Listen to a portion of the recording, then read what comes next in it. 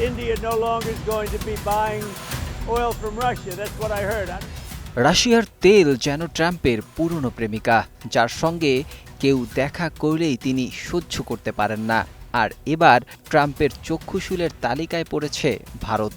সোমবার রাতে Donald Trump আবারও ভারতকে হুঁশিয়ারি দিয়েছেন, রাশিয়ার তেল কিনে বাজারে বিক্রি করার অপরাধে এবার আরও শুল্ক চাপবে দেশটির উপর।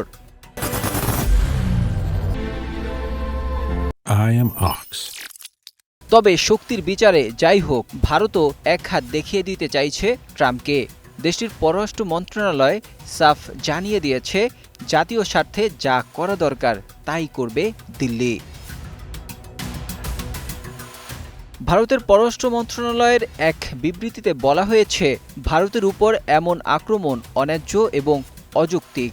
বিশ্বের যে কোনো প্রধান অর্থনীতির মতো ভারতও তার জাতীয় স্বার্থ এবং অর্থনৈতিক নিরাপত্তা রক্ষার্থে প্রয়োজনীয় সব রকম পদক্ষেপ নেবে।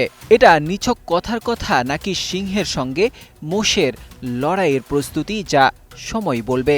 তবে এসবে মোটেও মাথা ঘামাচ্ছেন না ডোনাল্ড ট্রাম্প। তিনি বলছেন, মোদিকে আমি পছন্দ করি, কিন্তু তাকে শাস্তি পেতেই হবে। এদিকে মিডিয়ার সামনে যতই হম্বিতম্বি দেখাক না কেন ভারত, ভেতরে ভেতরে কিছুটা ভয়ার শঙ্কা যে কাজ করছে সেটা তাদের বিবৃতিতেই স্পষ্ট।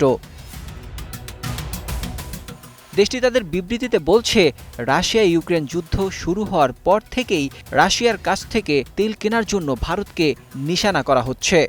আদতে সংঘাত শুরুর পর সমস্ত প্রয়োজনীয় সামগ্রী ইউরোপে চলে যাচ্ছিল বলেই ভারত রাশিয়া থেকে তেল আমদানি শুরু করে।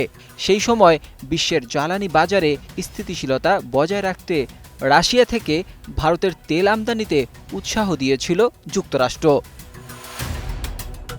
ভারতীয় পররাষ্ট্র মন্ত্রণালয়ের দাবি, ভারতের সমালোচনাকারী দেশগুলো নিজেরাই রাশিয়ার সঙ্গে বাণিজ্যে লিপ্ত হচ্ছে।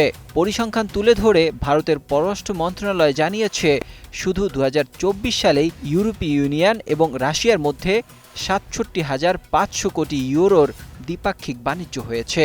এই বিবৃতিতে স্পষ্ট যুক্তরাষ্ট্রকে তার নিজের অবস্থান দেখিয়ে পরিস্থিতি ঠান্ডা করতে চাইছে মোদি।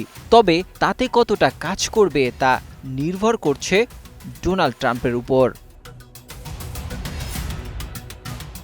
International desk, 21 television.